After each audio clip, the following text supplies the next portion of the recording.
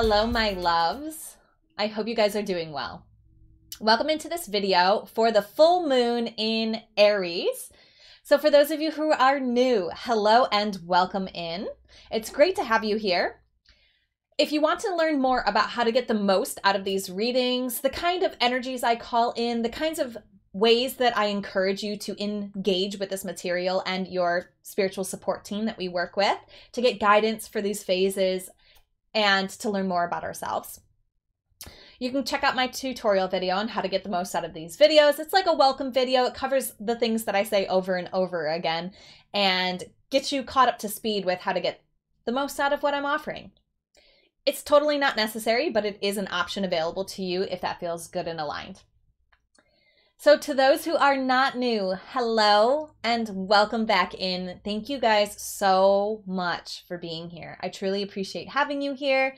It is really fun to be able to offer this service as I'm learning more and diving deeper into this amazing modality of astrology, and the combination of it with the cards is just really super fun. And so I've been enjoying the guidance that's coming through and benefiting from it. And I know you guys have been commenting that you have as well. And it really means a lot to me. So just taking this moment, as I do every video, to connect with you and to let you know how much I appreciate you being here and how much of an honor it is to be able to be of service to you in this way. So let's talk about full moon energy. The cycle of a full moon is always going to give us the opportunity to celebrate. It's this pinnacle moment where all of the energy of a certain archetype is being celebrated, honored. It's at the fullest of its potential. So every time there's a full moon, it's always going to be in the opposite sign of where the sun is in. So each sign of the zodiac has an opposite. And the opposite of Libra, which is the solar season we're in, if you haven't watched my solar season Libra readings, which gives you more information about the Libra archetype and clues you in to where this energy shows up in your life, and of course gives you guidance to how to navigate this solar season, check those out. So the opposite of Libra is the energy of Aries. So the moon was new in Aries 6 months ago. And that's going to become more relevant. The 6-month period between phases, new and full, is going to be relevant next month because we have an eclipse. And eclipse energies typically last those entire 6 months, whereas the energy of the traditional moon cycles only last for about 28 days. So you'll see here that we're having this full moon in Aries, which is the opposite of Libra, on October 9th, and it's going to be happening at 16:55 Eastern time. And our energies here are going to be relevant until November 8th, which is when the full moon in Taurus happens, and that will be an eclipse. So that will be really referencing the last 6 months. But the full moon energy here, let's get back to that, is a celebration. The archetype of Aries is the energy of the beginning of the zodiac. It's this spark vibration. It's what gets everything into motion, into action. And it's the energy of passion. So we are going to be diving into where emotionally in your life there is a celebration of passion, and where energetically in your life, like where specifically is that celebration happening in your life. So how does it relate to the emotions, this celebration of passion, and where does it relate to you? So the two things that you're going to be watching for in these readings, you're going to be watching for two different alignments. Don't worry if you're not on the right video right now. I'm going to tell you how to find which videos to watch, and then you can navigate to the right video when it's time, when you're done watching this introduction. It's the same for everybody, okay? So the first reading that you're going to want to tune into is the advice for where the moon was when you were born. So you are going to need your birth chart. So on your birth chart, you're going to be looking for this symbol, and you're going to be looking for the astrological sign, the zodiac sign, that this symbol is in. If you do not know how to access your birth information, how to read a birth chart. I created a tutorial video to help navigate you through that system. You can go ahead and watch that tutorial video. Ask me questions at the end if you do not understand enough to guide yourself to the right videos, and I will be happy to explain.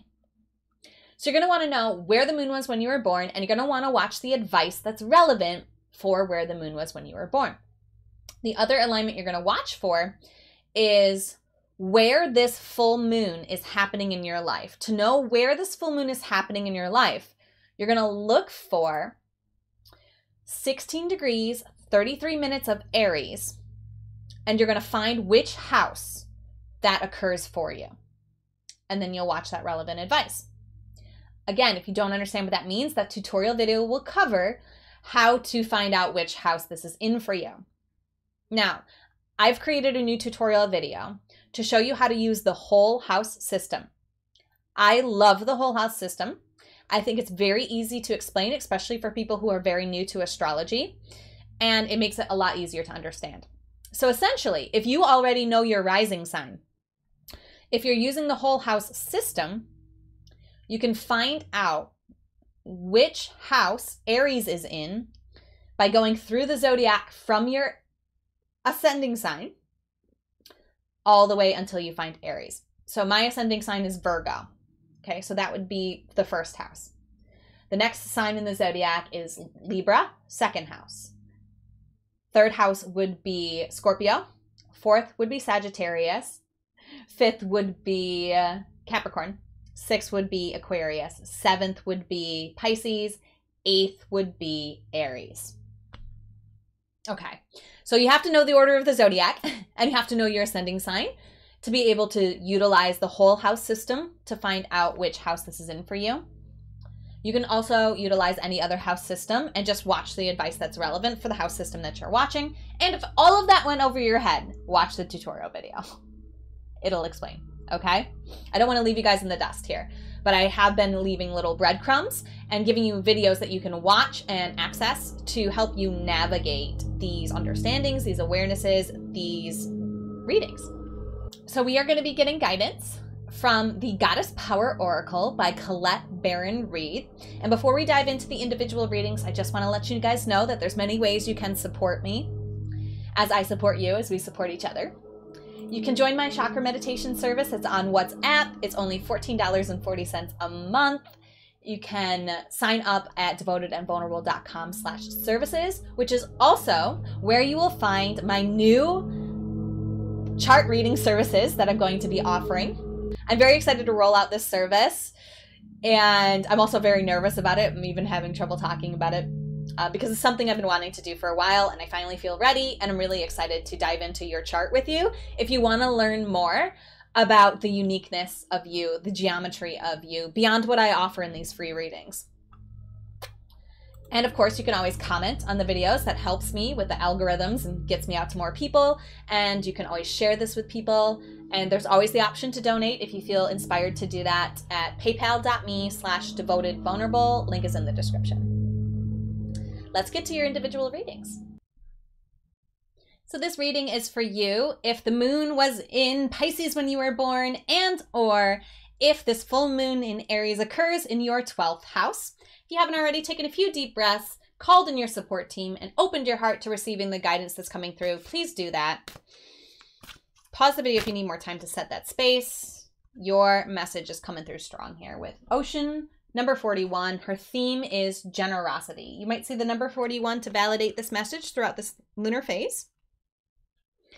And here's what she wants to share with you.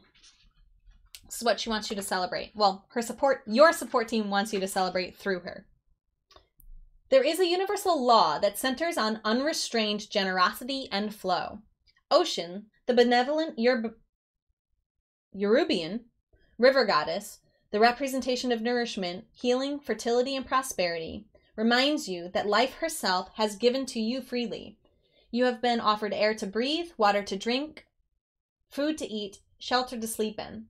So it is your task to give freely of yourself, no matter how big or how small the act, without expectation of receiving anything in return. The Goddess Ocean encourages you to allow gratitude to permeate everything you do right now, even the smallest opportunities and gestures. The very experience of giving and being generous with your heart, time, money, assistance, kindness, and care will provide more value than you can imagine.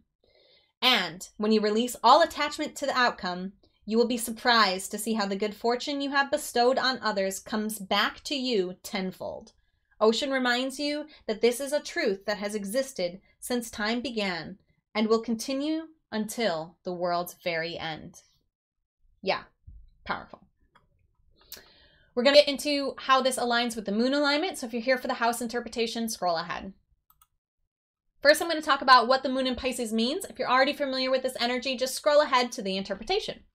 The moon represents your emotions. Where it was when you were born represents how your emotions express. So your emotions express themselves through the Piscean archetype, the energy of Pisces, which is represented by the symbol of the fish. It's the last sign of the zodiac. So it's the energy of the ocean.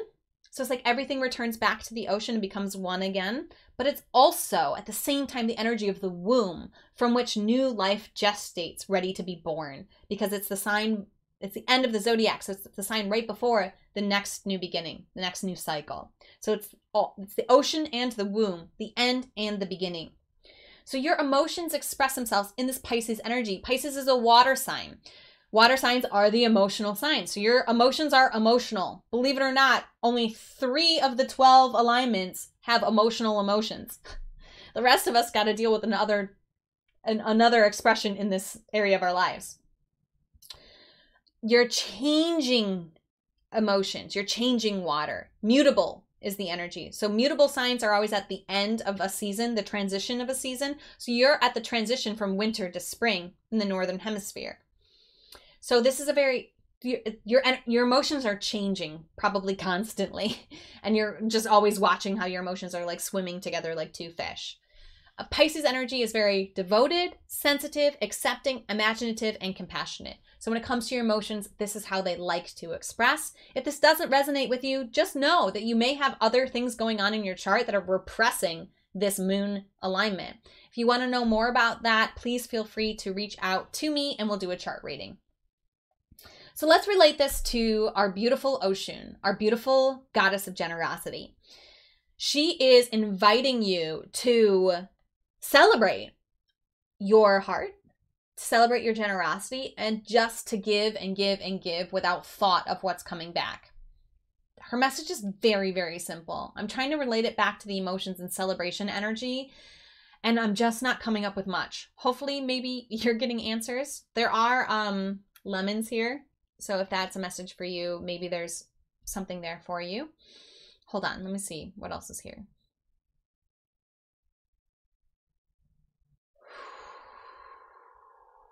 Celebrate what you have by giving what you don't need to others. Giving to others. Giving the abundance that you have to others. This is the season of the harvest. Harvests are meant to be shared.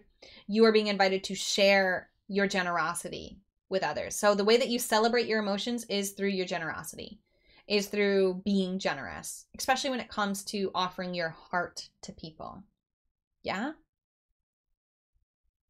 Offer your heart to people this lunar phase.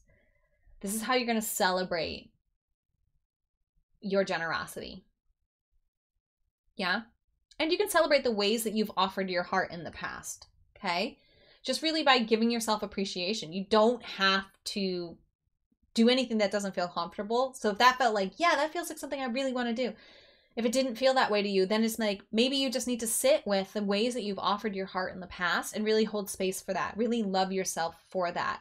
And to see the times that you offered your heart with anticipation of needing something in return, and to just celebrate the awareness there, and to celebrate the times that you really did altruistically without any motivation behind it, offered your heart. And maybe encourage yourself to do so this lunar phase. Where in your life you're offering your heart, and the additional guidance that's coming through for you is going to be based on where this moon is happening, which house is happening for you in your chart. So go ahead and watch that interpretation and that reading as well. Until then, namaste. The universal light within me salutes and honors the universal light within you. Namaste.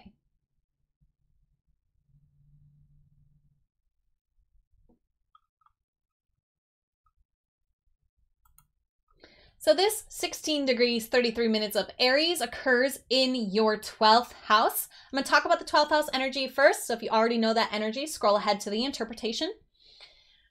The 12th house is the house of secrets. It's this mysterious house. It's this energy of fantasies, dreams, fears, your sleep.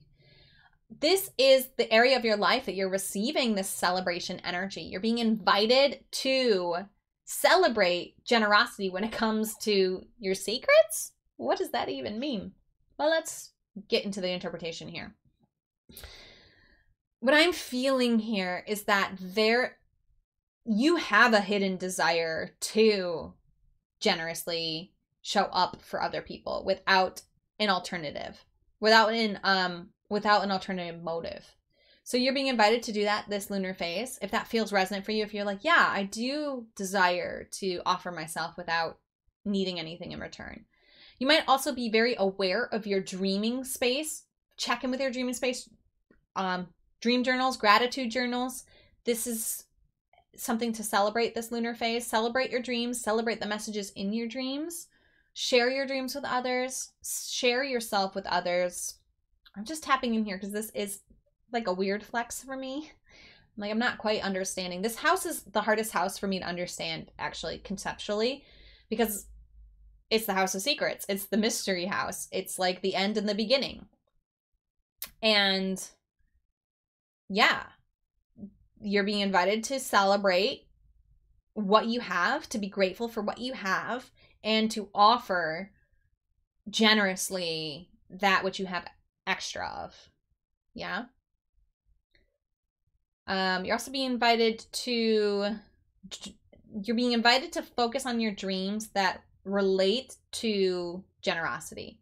So if you dream, like I was saying, of being generous to others, focus on the dreams that allow you to express this generosity. You might also have a little bit of fear coming up for you because this is the house of fear, or where fear could show up in your life. So there may be a fear that you have of offering yourself generously to others because perhaps, well, they might take advantage of you, that kind of energy.